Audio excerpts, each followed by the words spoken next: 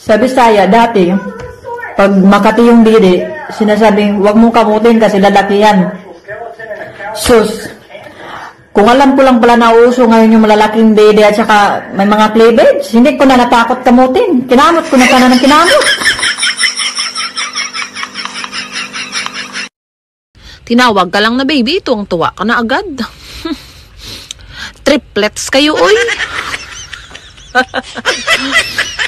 Tinunto ito. Kawawa ko. Ba't ka naman kawawa? Hala ko pera. Ang gagawin mo sa pera? Asanduin ko si daddy. Siri, can you check my bank balance and let me know which Apple product can I afford? Apple juice. Ang bobo mo sa English. Ako, bobo? Ito English ito bibisayain ko para maintindihan mo. I am the happiest person when I saw your face.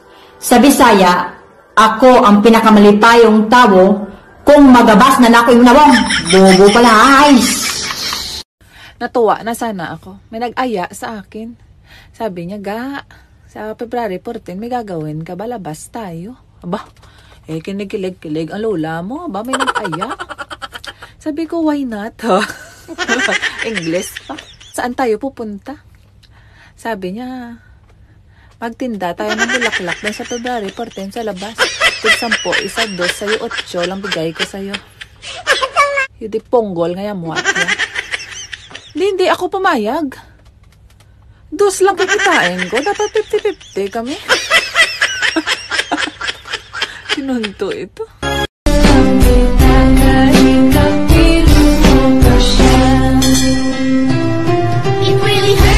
Yawa, balik-balik ang halita mo.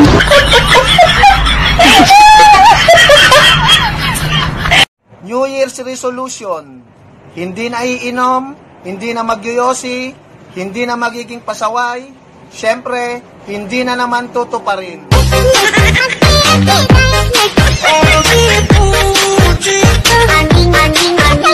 Kahinamdam ka katong nagbilar-bilar tang duha sa una. Katong dugay kay ta nang atog. May pagatog guguna to eh. Waman sa ta nagkauyab hantod karon.